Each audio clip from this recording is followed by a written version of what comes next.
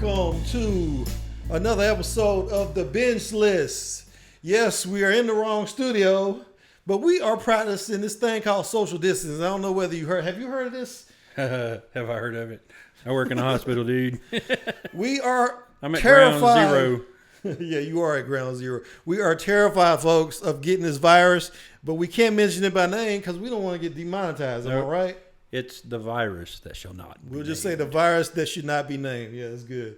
But we've been avoiding, if you've been checking our YouTube channel, it's obvious we've been avoiding doing reviews. Well, for one thing, they pushed all the reviews, all the movies back. There's nothing to review. There's nothing to review. They Theaters are closed. They moved A Quiet Place back. They moved Mulan back. They moved No Time to Die back. Black Widow. Everything we would review for this site has been moved back. So we've been stuck at home. Well, I've been stuck at home. I got 2 weeks paid vacation basically. Yeah. From my job, but he's what they call an essential worker, right? Yeah, I'm keeping the computers running in the hospital amongst all this chaos. So I'm being careful, washing my hands a lot. I'm social distancing, and I refuse to go into rooms where there's infected patients. So, do y'all have infected patients? I'm just saying that I refuse to go in a room with infected patients. I can't say. Okay. Because I know we haven't been hit as bad in South Carolina as some people. But anyway, I'm treating it like a talk show. This is actually the binge list, so we should get to the review. Yeah, sorry. When you sit in this respective way, you kind of go into a different mode in here, you know. I think this is going to be very conducive to this particular show, documentary. I don't think we've ever done. First of all, I don't think we've ever done a documentary before, and this thing has gone viral in a way that we could not address it if we were on the other set. Because I can show you links on the internet talking about this show. So y'all know what we're talking about. We're talking based about on the thumbnail. This guy over here, the Tiger King, Joe Exotic. And I did not want to. Let me tell you right away. I did not want to watch this because look, any show with rednecks in it. I live rednecks. I grew up in South Carolina. I have my fill of rednecks. I don't want to see a show. Oh, but this is like no redneck you've ever seen. I know, before. but see, people were talking about it so much on Facebook, and I just started seeing all these articles about it. So let me see this show and see what's going on. Because it was just so much saturation, and I looked at I was looking at Netflix, sort of to try to find something to review. Because I said the only thing we can review right now are television shows. Westworld came out, I reviewed that. Better Call Saul came back, I reviewed that. But there was nothing really to binge. Those aren't bingeable shows, right? You have to wait every week. Wait per episode. And I looked at Netflix. I saw Tiger King, but I was like, no. I saw that mullet, and I was like, no, not gonna watch it. But like I said, it got so much hype. I sat down and watched it, and dude, I was glued. I could not. My sister was like, "Can we watch something else?"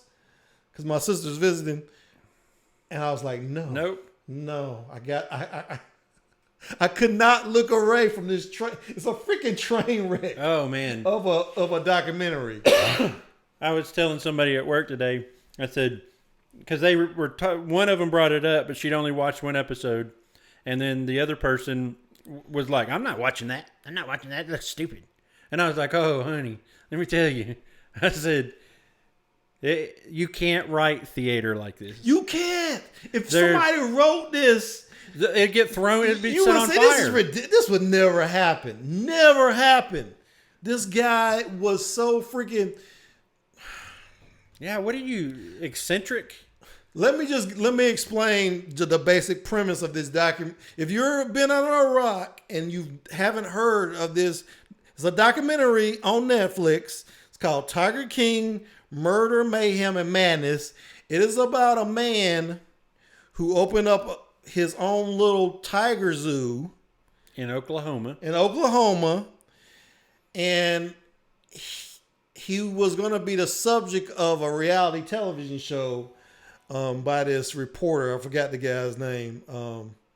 Yeah, he was already Rick Kirkham.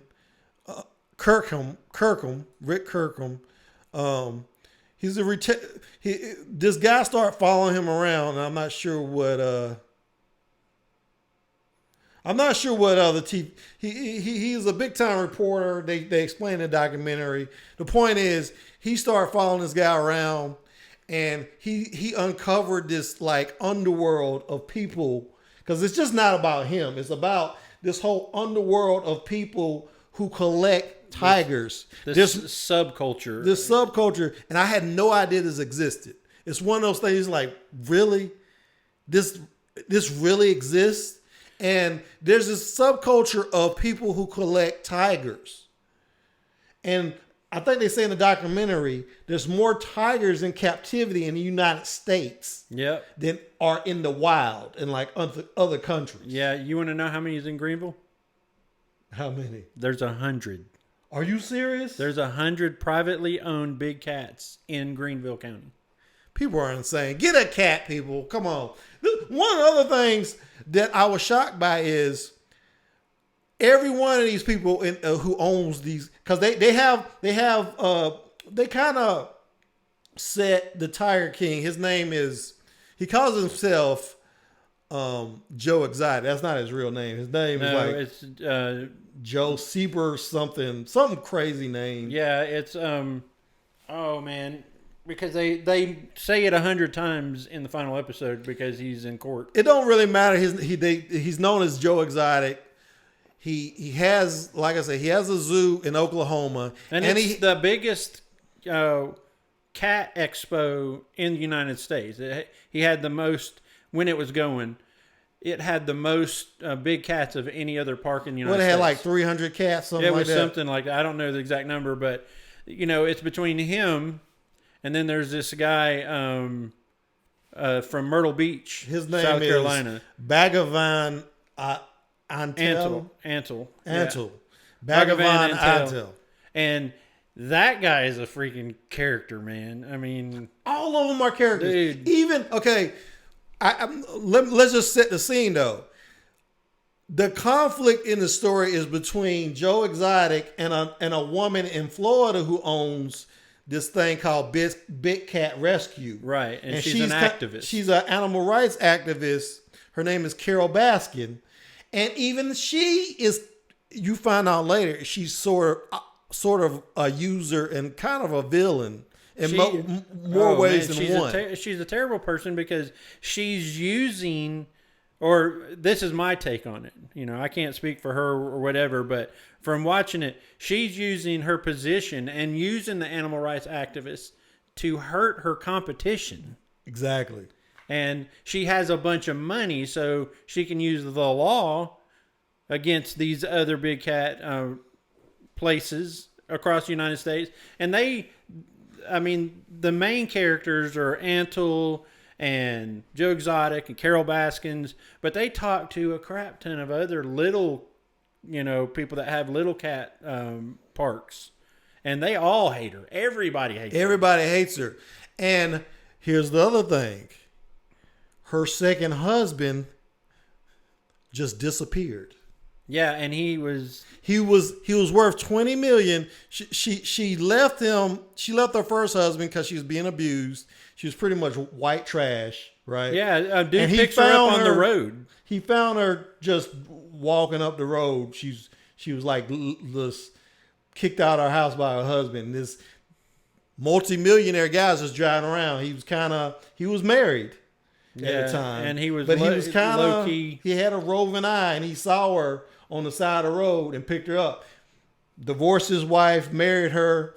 He was the cat collector, but he was more like Joe Exotic, where he was a collector. He breeded the cats, yes, to make money. And she breeded the cats with him. That's another thing. She's a hypocrite because early in her career, she did exactly the stuff she accuses Joe Exotic and Bhagavan Ansel of doing. She did the same thing early in her career, but she got so much money after her husband disappeared that she could open up this exotic big cat rescue and pretty much not have to do the things they do. Yeah, because she already has money. And you think about it this way too. She has her park in Florida, right? The big cat rescue that is completely run by volunteers. Right. Where Joe Exotic and Ansel all of them have to pay their staff. But see, this is the thing. All of them are using people. Every last one of them. Because they're all a bunch of narcissists. It's revealed that, okay, Joe Exotic, all his workers are like, have criminal histories. Yeah, I mean.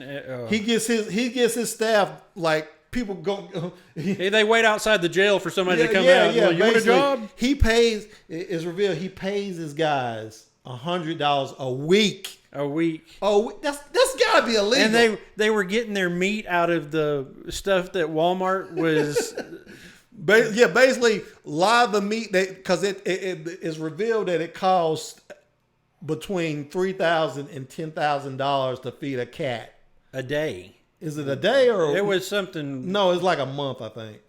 I don't know. It was a lot. Joe said it cost him $3,000 a month to feed his cat. Well, maybe it was a year.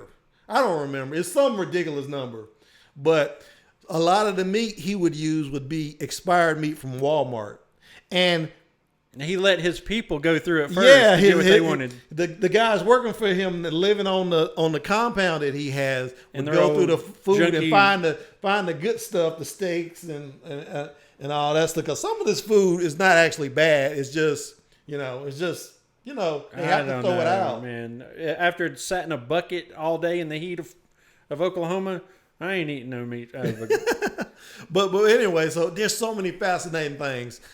But like I said, Carol Baskin, her husband disappeared. And my question to you: do you think that she killed her husband?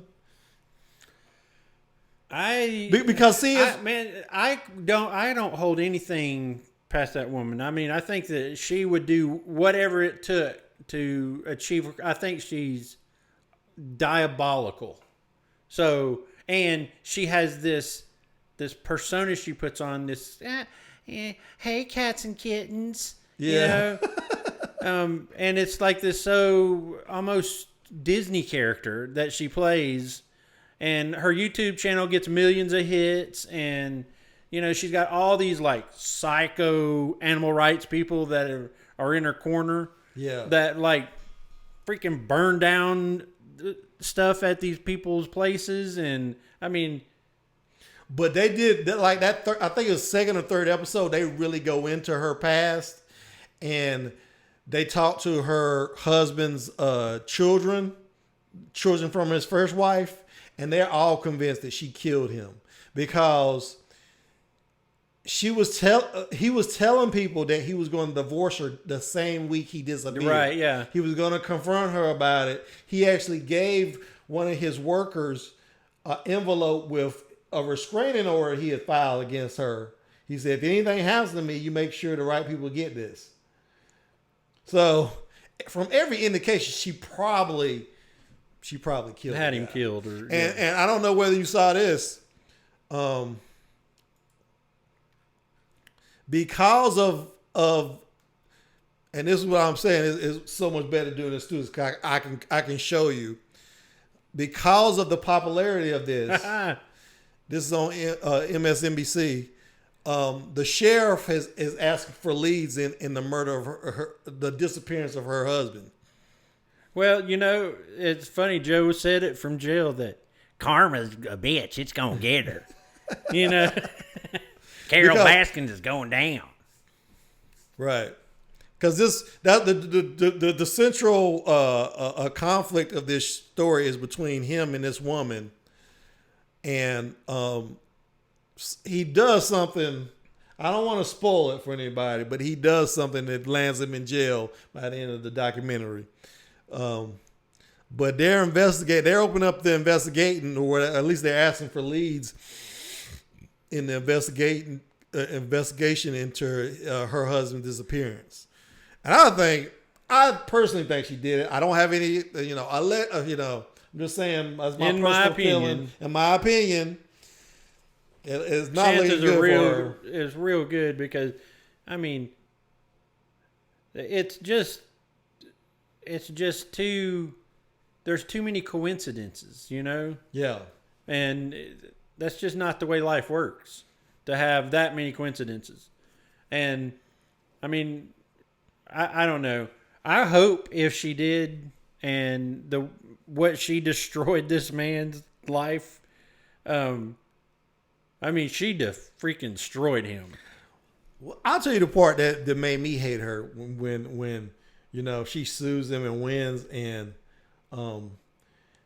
he's trying to work it out with her and the husband. And her stipulation is that he put up his parents' house for collateral. I know, that's some cold. Dude, I was like, really? That's some dark this shit. Woman is evil.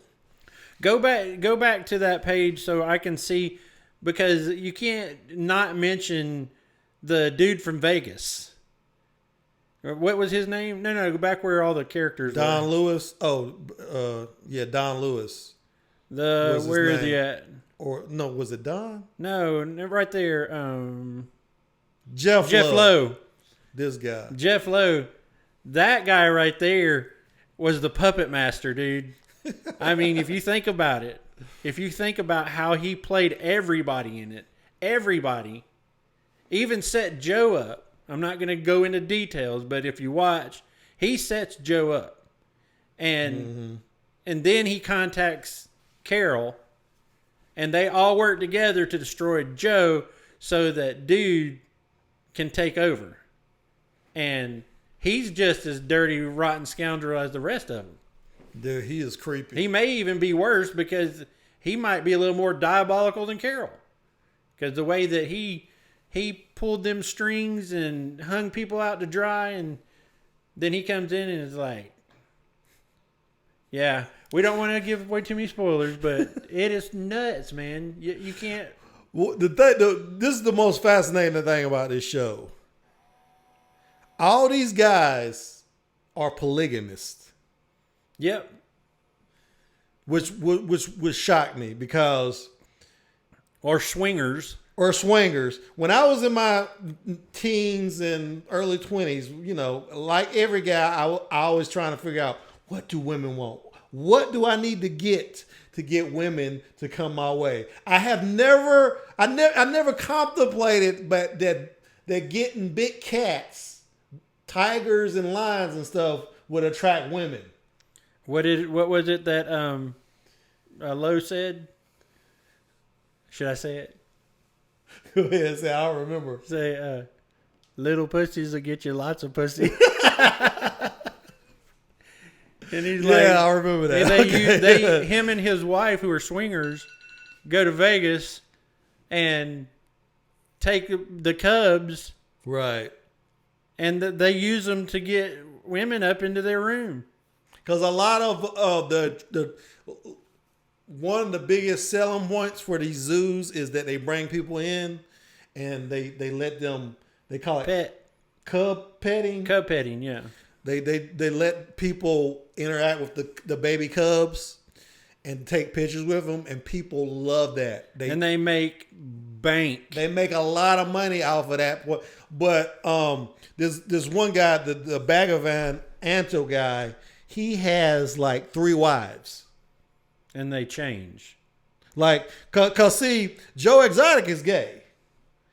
So he is a conservative gay libertarian. and he didn't even know what a libertarian was. It's like, so he's going after men.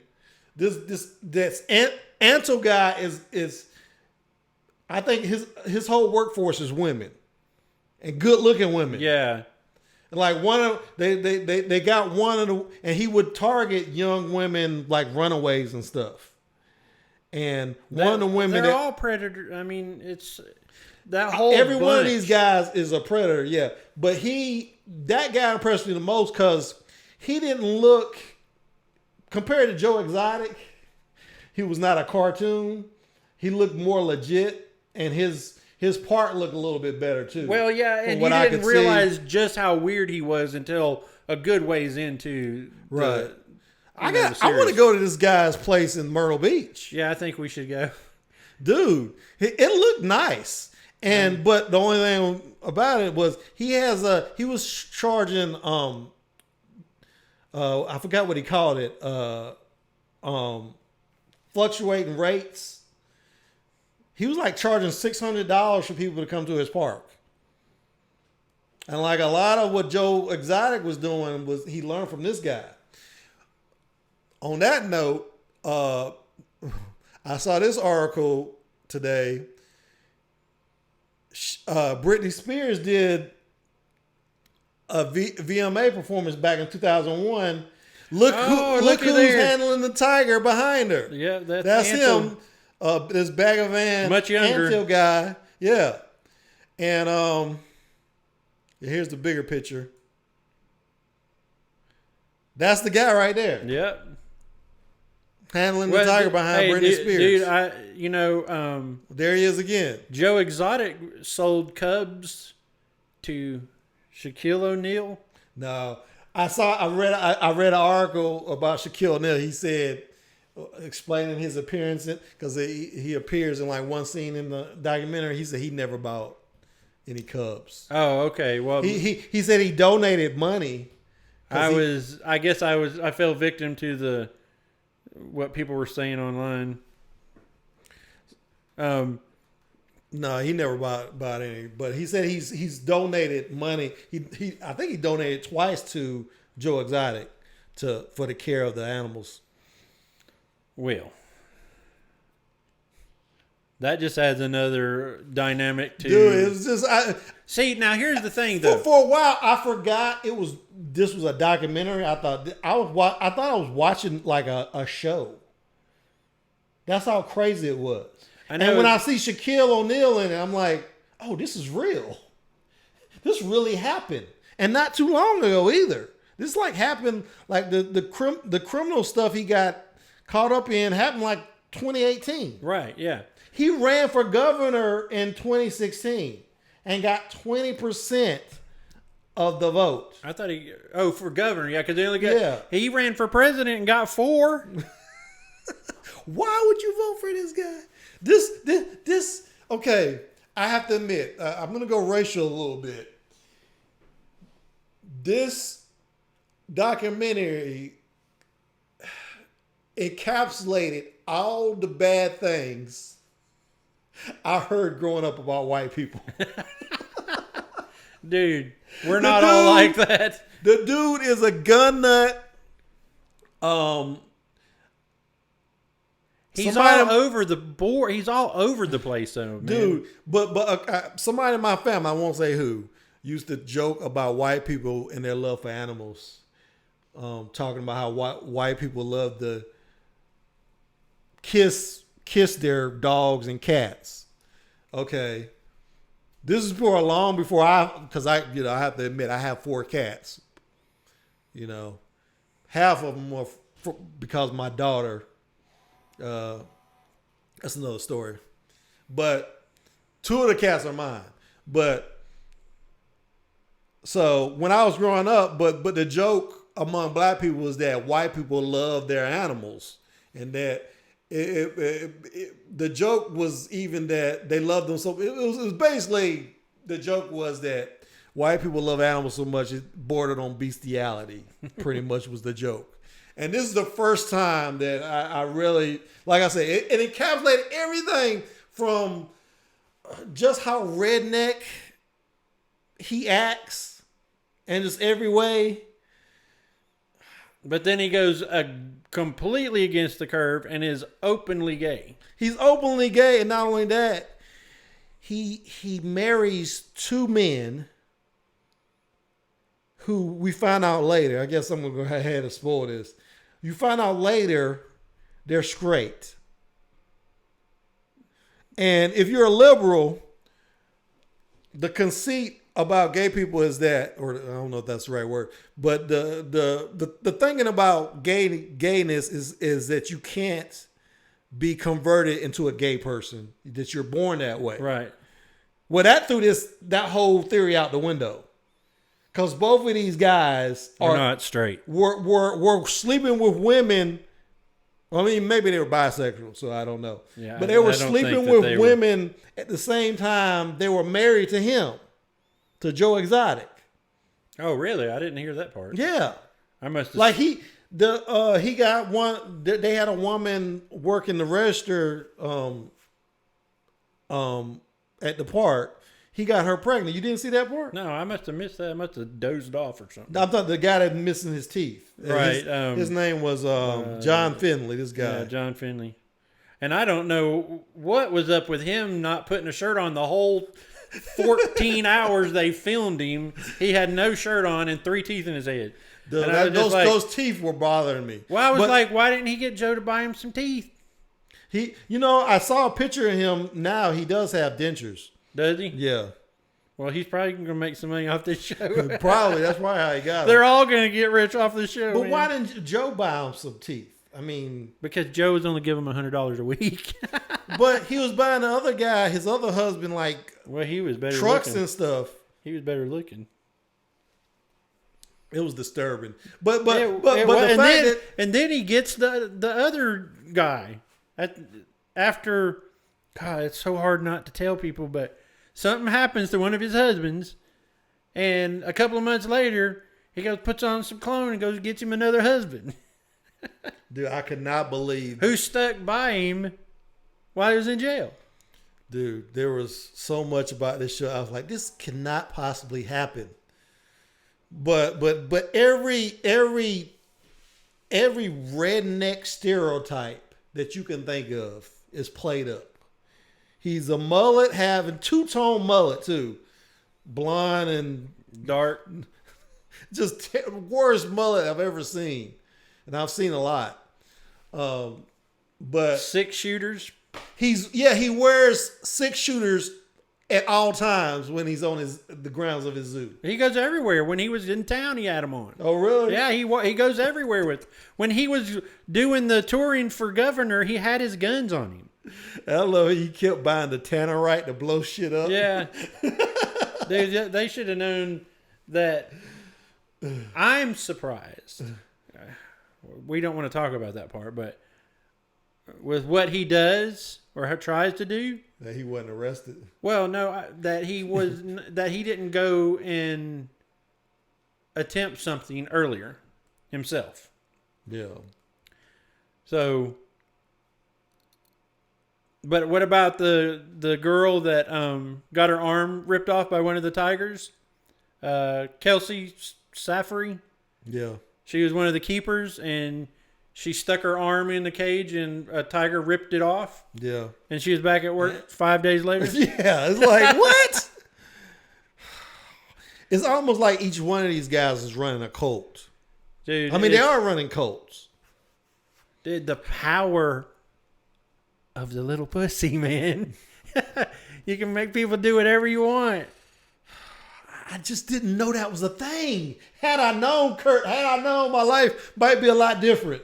You know, you'd be out there with no teeth, getting your arm ripped off. Know what I'm saying? Oh, you start your own cult. Yeah, if I had known that you could get girls by just having tigers around you. I did not understand that. But is that the kind of girls you want to get? Is the question. It made me question the intelligence of women. Well, those, yeah.